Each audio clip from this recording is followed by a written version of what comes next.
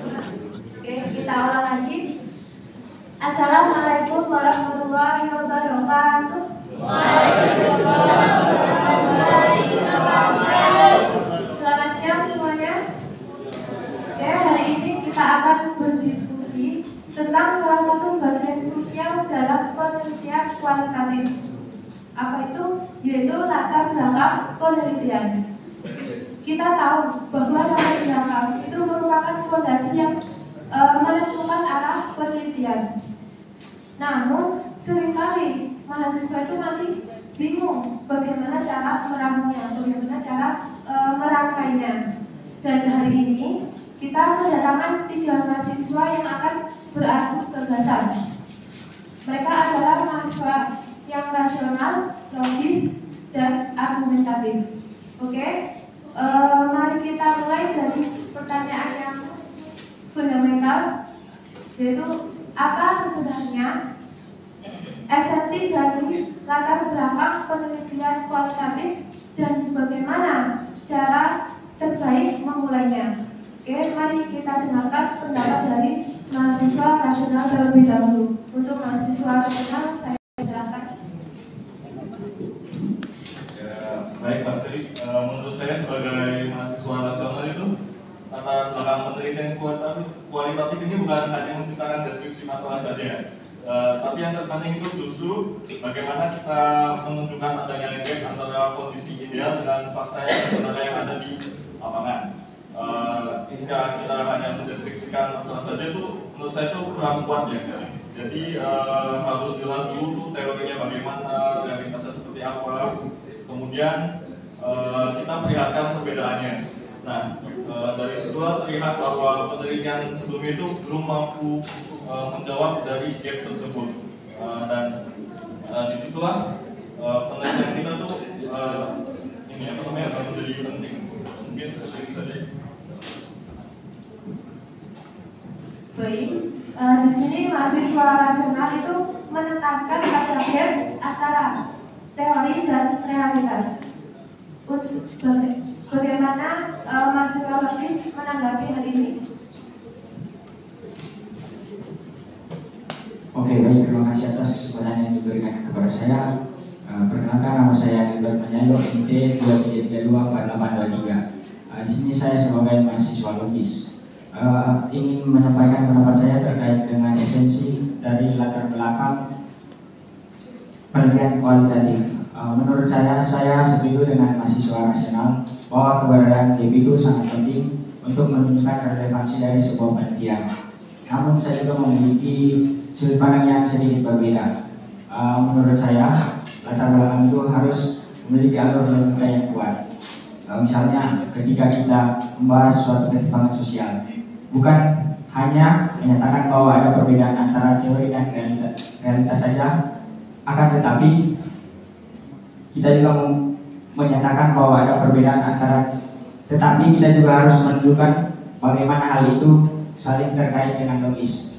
Sebagai contohnya, jika penelitian kita berkaitan dengan akses pendidikan di daerah pedesaan, latar belakangnya harus diawali dengan gambaran umum mengenai pentingnya pendidikan bagi pembangunan sosial, lalu kemudian menyoroti isu rendahnya akses pendidikan di wilayah tersebut. Kemudian akhirnya kita mengerucut lagi pada masalah yang lebih spesifik seperti minimnya fasilitas belajar di desa X tersebut. Kemudian menurut saya juga setiap paragraf dalam latar belakang harus berfungsi sebagai jembatan, sebagai penghubung gagasan yang satu dengan gagasan yang lainnya. Misalnya, setelah menggambarkan kondisi umum pendidikan secara nasional, paragraf berikutnya bisa menambahkan data statistik yang menggambarkan kesenjangan atau ketidaksetaraan akses pendidikan antara daerah satu dengan daerah yang lainnya. Kemudian lanjut ke dampak langsung yang dirasakan oleh masyarakat desa X tersebut. Dengan cara ini diharapkan si pembaca dapat mengikuti alur pemikiran kita secara sistematis dari gambaran besar menuju fokus penelitian yang ingin kita angkat.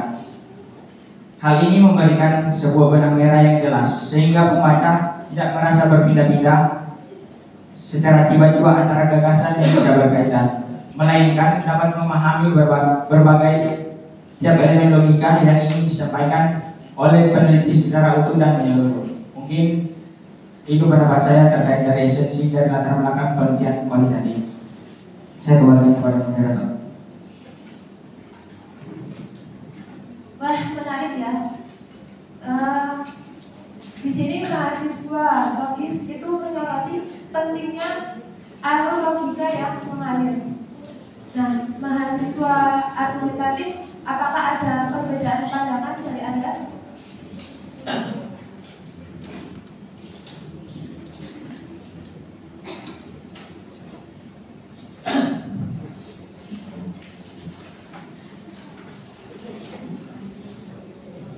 Baik, di sini saya sebagai mahasiswa argumentatif, pendekatan penelitian yang harus berfokus pada gap dan alur seringkali membuat latar belakang terkesan kaku dan monoton.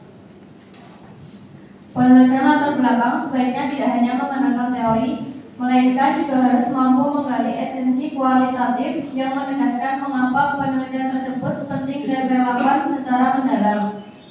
Dalam menyusun latar belakang, peneliti perlu memasukkan elemen yang menarik perhatian seperti narasi singkat dari narasumber kunci atau kutipan dari media massa yang menegaskan adanya sebuah masalah nyata. Tujuannya adalah agar latar belakang menjadi sebuah narasi pemicu yang membangkitkan rasa penasaran pembaca. Jadi pembukaan latar belakang harus berani menyampaikan pernyataan yang kuat dan menggugah, bukan sekedar menyajikan kondisi umum secara datar. Pendekatan ini akan membuat latar belakang lebih hidup dan memotivasi pembaca untuk terus mengikuti keseluruhan penelitian. Baik, itu saja dari saya. Saya kembalikan ke moderator.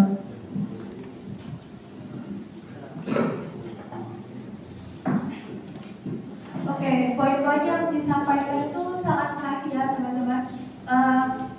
Selanjutnya untuk mahasiswa rasional, bagaimana Anda menanggapi pandangan mahasiswa logis yang fokus pada alur logis dan mahasiswa argumentatif yang menekankan pada narasi persuasif? Ya baik, menurut pendapat saya ini saya setuju bahwa alur logis itu penting ya. Tapi menurut saya itu alur saja itu tidak cukup. Jadi harus yang ada namanya itu gap analisis. Jadi sebagai dasarnya. Jadi jika gapnya itu tidak jelas, maka alur yang dibangun pun menjadi ragu dan kurang ilmiah. Di sini saya khawatir tentang kalau hanya mengandalkan cerita persuasif atau yang datang mentah yang belum terbukti. Yang ada kita malah jatuh pada pandangan yang bias. Oleh karena itu, latar belakang penelitian itu sebaiknya memakai data yang faktual dan tinjauan pustaka yang kuat, bukan hanya sekedar cerita ataupun kutipan berita. Mungkin itu saja dari mahasiswa rasional.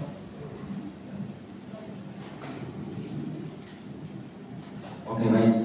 Selanjutnya saya ingin menyanggah dari pendapat dari mahasiswa rasional.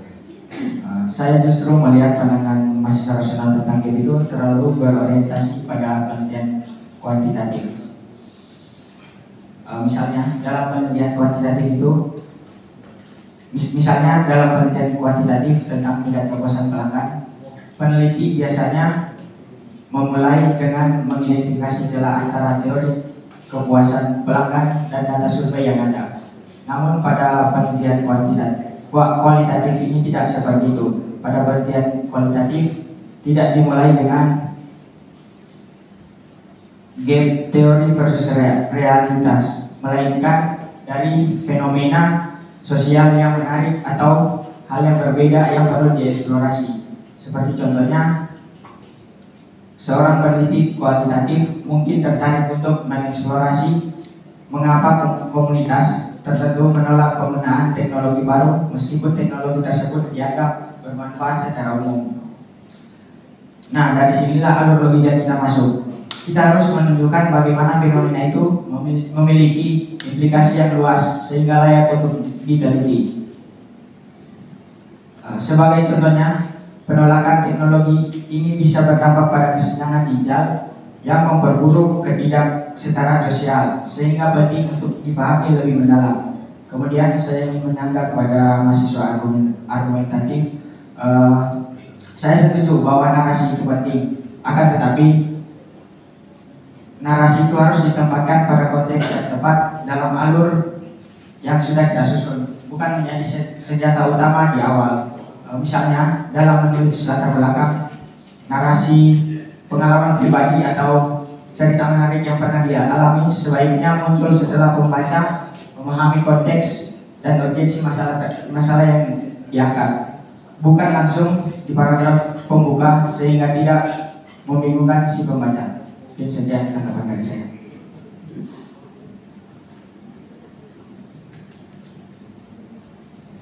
Mahasiswa rasional kawali dengan subjektivitas. Penelitian kualitatif tidak perlu takut terhadap subjektivitas karena justru dari sudut pandang itulah makna lebih mudah ditemukan. Pendekatan yang berbasis pengalaman, persepsi, dan pemikiran subjektif menjadi kekuatan utama untuk menggali dan memahami fenomena secara mendalam. Dengan menyajikan data awal yang kuat serta narasi persuasif, peneliti bisa menunjukkan urgensi dan relevansi dari isu yang diteliti. Ini penting agar pembaca merasa bahwa fenomena tersebut nyata dan patut ditelusuri lebih jauh. Di sisi lain, pendekatan rasional yang sangat menekankan pada struktur logis memang penting, namun jika terlalu terpaku pada urutan, bisa membuat inti dan makna penelitian menjadi kabur. Latar belakang penelitian sebaiknya luas dan fleksibel, dapat diawali dengan data yang mengejutkan, lalu ditautkan pada teori yang relevan untuk memperkuat analisis. Dengan cara ini, narasi latar belakang menjadi lebih hidup dan mampu menggugah rasa ingin tahu pembaca, sekaligus menjaga kedalaman serta esensi penelitian secara utuh.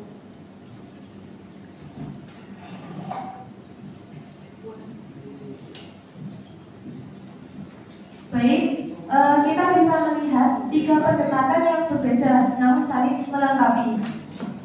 Di sini mahasiswa rasional itu lebih menekankan pada fondasi rasional melalui deep analisis, dan mahasiswa logis itu lebih menyoroti struktur logis yang menghubungkan setiap elemennya. Sementara mahasiswa argumentatif menantang kita untuk membangun narasi argumentatif yang kuat dan persuasif. Dari debat ini, kita bisa menyimpulkan bahwa tidak ada formula tunggal. Namun, elemen-elemen ini, rasionalitas, logika, dan argumen, semua itu penting dan bisa dikombinasikan. Intinya, latar belakang penelitian kualitatif itu harus mampu meyakinkan pembaca tentang urgensi pentingnya penelitian yang akan dilakukan.